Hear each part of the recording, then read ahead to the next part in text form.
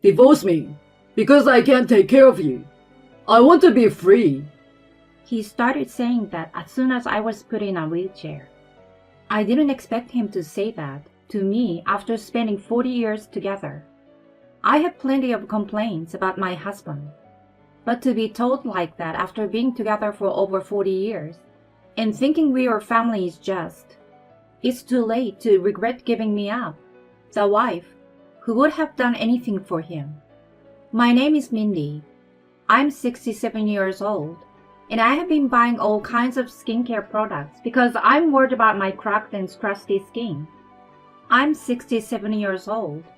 I'd like to have soft skin again. Is it too late for me? No. My heart is still young and healthy, so I should be fine. I can say that now. But my heart used to be so full of life. That was about 3 years ago. I was in troubled relationship with my husband Greg. We have been living on our pension since we retired a few years ago. My husband, who was a high school graduate and a general manager of a major construction company, started acting like a boss at home, perhaps as a reaction to his resignation from the company. My husband and I used to be very close. His father, and my father for that matter, is also a patriarchal man. I grew up in the countryside, and it was common for my friends to have a domineering husband. Because of this, I was strangely convinced that wives were treated like this everywhere. Nowadays, people are saying, a husband who is domineering towards his wife is not a good husband. I feel that this is true though. My stubborn husband and Regina, our only daughter, have always been at odds with each other.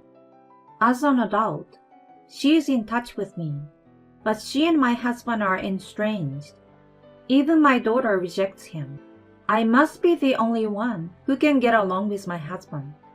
If it's his domineering nature, I could accept it because I'm used to it.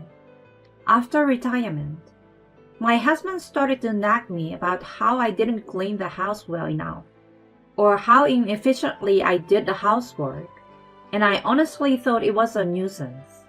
When I asked him if he wanted to have lunch, he would say, Just something simple. And when I served him a simple meal, he would get angry at me for cutting corners. When I was cleaning the kitchen, he would say that the drains were not clean enough. I was just about to do it. I could see that my husband would surely block me if I said that. When I argue with him, he thinks he can just cut me off. He has a temper, and it happens unnecessarily. If that's all there is to it, I should just let it go.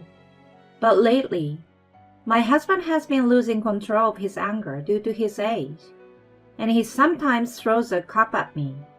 So I have been refraining from talking back as much as possible. At work, he would get angry at his subordinate with a smug look on his face, and I guess that's where he used to release some of his stress. That's gone. I feel like everything is pointed at me now. One day, when the topic of divorce came up on TV, it hit me so hard that I couldn't think of it as someone else's problem. I was shopping when I collided with a bicycle and fell down, breaking my knee and requiring an operation. My husband, who was standing next to me at the time of the accident, said to me while I was in pain, You are exaggerating. He looked at me coldly and quickly went home. When a passerby kindly arranged for an ambulance and I was admitted to the hospital, my husband threw the least amount of luggage and documents to the receptionist and didn't even accompany me to the surgery. And the day after the surgery, What are you going to do about the house? when my husband finally came to visit me and asked me that, I couldn't help but think, huh? What? What? I asked back, what was this crazy husband talking about? I'm talking about the house. I had no choice and did it. But what are you going to do from now? My leg feels like it's going to hurt. Can you just do it yourself until I can feel my feet again? I was frustrated by the stress of being in a hospital, and I told my husband what I really thought. Naturally, my husband was furious. He started to make a big fuss in the hospital room with his own thinking that his wife was lazy and not prepared enough to take care of the house. The nurses immediately rushed to the room and picked up my husband. But needless to say, the other patient looked at him scornfully. It's hard to have a husband with a temper. I have one too. My friends were living in other places, so I had no one to talk to about my relationship with my husband. The hospitalization was a disaster, but it was great to have someone to talk to about family problems and learn about other families. It also allowed me to be objective about what a crazy person my husband really was. I was in the hospital for about 3 months and did rehabilitation every day, but I didn't recover as well as I would have liked, so I became wheelchair bound. Thanks to the fact that I spent a lot of time in the hospital talking about my husband's complaints with others, I felt mentally refreshed, as if a burden had been lifted off my shoulders compared to before I was hospitalized. My husband's visits to the hospital were restricted due to the coronavirus, and I have not seen him at all since he made a fuss in the hospital room. We've only exchanged messages about where the fabric softener was, at the very least. It seems that he was able to live a decent life on his own. I'm sure my husband is not all that bad. After all, we've been together for over 40 years. I should not give up on him just because he is getting older and angrier. But I should be a forgiving wife who can let bygones be bygones. I was trying to change my mind, but my husband didn't come to pick me up, even though I had told him about the day I was going to be released. It was impossible for me to go home alone by train and bus, as I was not familiar with using a wheelchair. I had no choice but to call a taxi by myself, and as soon as I unlocked the front door, my husband came. Why did you come home? He yelled at me. Why did I? I told you, I'm leaving the hospital today. Why didn't you come get me? I was shocked. How can you say that after making me do the housework for months? Shouldn't you apologize? Huh? What are you talking about? I was in the hospital, you know. We were both getting old. You could at least support me at a time like this. No! I was stunned by my husband's unhesitating refusal. They told me at the hospital, you know. You are going to be in a wheelchair. I don't want to take care of someone who is going to be in a wheelchair. Divorce me because I can't take care of you. I want to be free. Even though I'm alone, I know I can do the housework and clean. I will never be as good as you after decades of housework. But I'd rather live on my own than live with the burden of having to take care of an old woman with a bad leg. I was astounded that he thought that way when I heard his complaints one after another. Somewhere in the back of my mind, I had believed that my husband's personality was just distorted after retirement, but that he was still the same, and that after 40 years together, we still had some sort of affection for each other. It is true that the words divorce at a ripe old age had been floating around in my mind, but I thought I would never choose that path simply because I had a longing to be a free woman. We've had our fights, but we've always managed to get along, and I assumed that we had a good track record and would continue to do so. Are you sure? You will regret it. When I asked my husband, he said, I would never do that. Okay. Let's get a divorce. I will be out of here by the end of the day. Since you're the one who asked, can you help me pack my bags? It's not that big of a deal. You are leaving anyway. I almost cried a little when I saw my husband smiling so contentedly, but I held it in. Oh, how easy my marriage was. It's a bitter story to think that it will end with a short exchange of divorce me, and I understand. Then my husband and I divorced as we had declared, and I spent my days working hard in rehabilitation. Rehab was tougher than I had imagined, but my rehab teacher was kind, and I made many friends around the same age, so I was able to continue to have fun. Then one day, I received a call on my cell phone from my husband. It had been a few months since my divorce, but my belongings were still in the house. I asked him what was left, thinking that I could have him throw some of it away, but he was adamant about not telling me. He said he didn't want to mail it because the post office was too far away. I was afraid to go to his house because I thought it would be too much trouble. So I set a meeting place at a busy park near his house. On the day of the meeting, my husband was waiting for me at the park in his wheelchair. His hair sticky and his clothes shabby. What happened? He didn't answer my question, and he looked at me again. Why aren't you in a wheelchair? He asked. It was just a broken bone. It was a slow recovery, and now, as you can see, I can walk around with a cane. Didn't they explain that to you at the hospital when I came in? No, You didn't hear about my surgery because you weren't interested, right? That's right. Huh, you're the worst. So, what's wrong with you? I'm asking you out of shame. Please remarry me. For the second time in my life, my husband proposed to me. Why are you talking about this? I asked him, and he began to tell me the story of his life. Apparently, the reason he was in a wheelchair was because he had fallen off a riverbank on his bicycle and damaged his knees. I couldn't help but say, I told you so. My husband enjoys cycling on his cross bike, but he has a habit of going too fast. He fell and broke his ribs a few times when he was younger. Thank goodness he didn't cause any problems for others.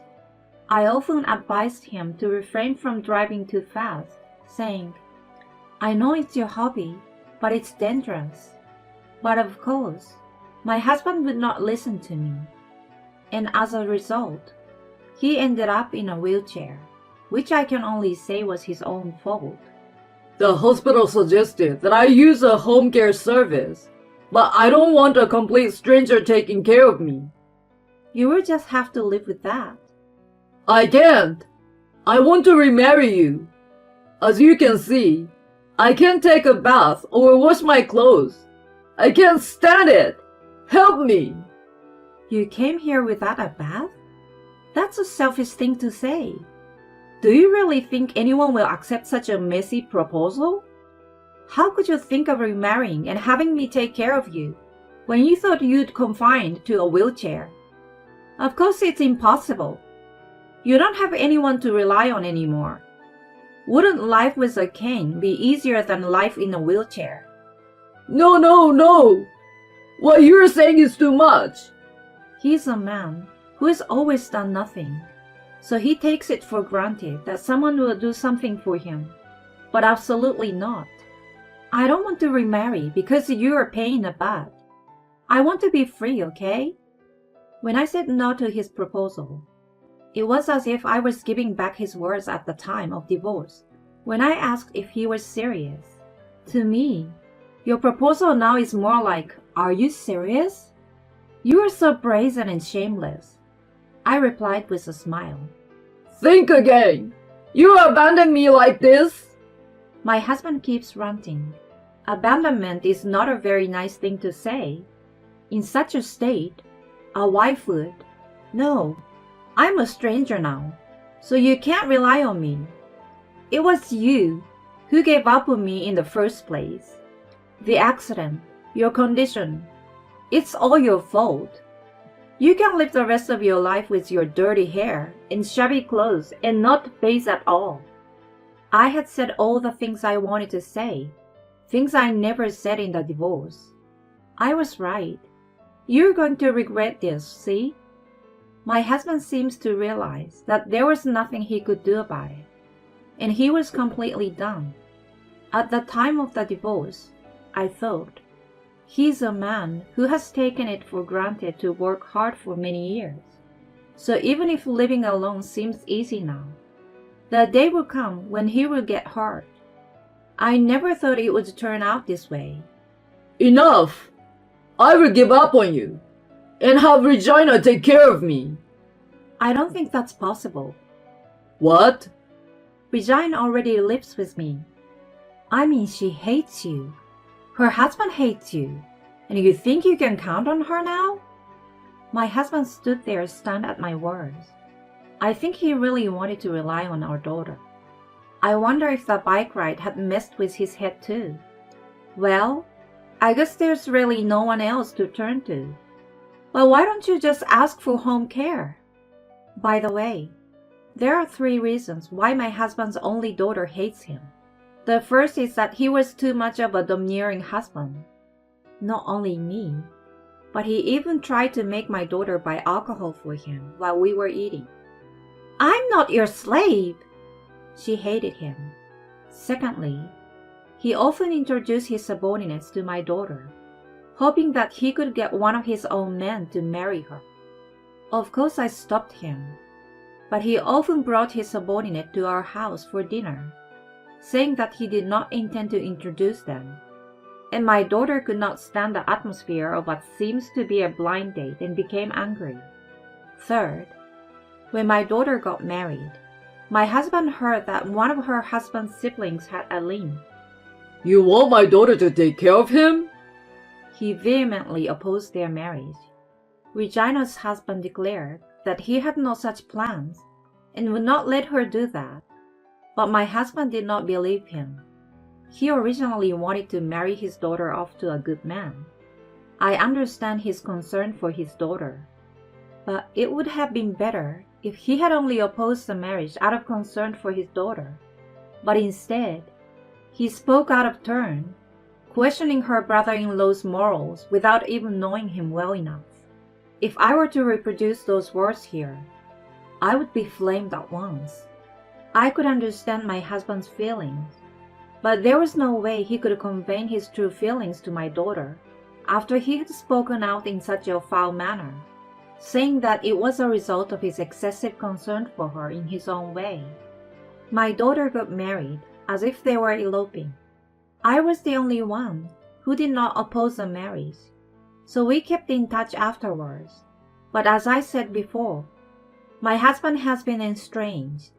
There was absolutely no room for him to live with his daughter and her husband in that house. In the end, their married life is going well, and she is living comfortably as a full-time housewife. I can say that their marriage was a good decision. In fact, I feel sorry for my daughter because I'm now the one who depends on her now, that I'm divorced and don't have anywhere else to go. But my daughter Regina says, I really like your beef stew, so please make it again when you get well. I was glad to hear her say that. When I told him about our situation, he said, Then what should I do? You're not a baby. You can figure it out on your own, right? Well, no.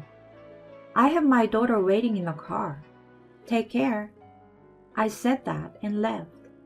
I'm a woman walking with a cane, and he's a man in a wheelchair. He could have caught up with me if he tried, but he didn't. He was just stunned. I remember he just looked down. After that day, my husband contacted me again, asked me to meet him again because he hadn't given me the things that I had left behind. But since my husband was empty-handed that day, I assumed that he was just bluffing, so I didn't accept his invitation. He seems to have lost his mind and asked for a helper, but just like his attitude toward me, he'd say, Do this, do that. The helper seems to have lost her temper, and abused him with all kinds of foul language. Of course, the helper was punished and stopped coming to my husband's home, but my husband seems to be traumatized by the incident. He is now a bit suspicious of people. It seems that the usually strong-minded people are weak once they were bullied. The current helper seems to be kind, but my husband is still scared and wants me to come back. I don't want to play into his hand. On the other hand, my legs are much better, and I can go for a walk easily, though not as smoothly as I could before the injury. I go for a walk with my daughter and grandchildren when it's a sunny day, because I hear that if I don't walk, the condition of my leg will get worse. Sometimes, my daughter Regina drives us to a nearby field, where there is a little slope, and we often have a picnic together. I had planned to leave this house when I could walk, but Regina told me that the children are attached to me, and if I did not mind, I could stay here with them. So I decided to stay. Unlike my husband, her husband takes care of himself and helps my daughter with the housework. She is a really good girl and takes the initiative in supporting me. I am happy to have such a wonderful family after my divorce from my husband. Thank you, dear. Suck it up.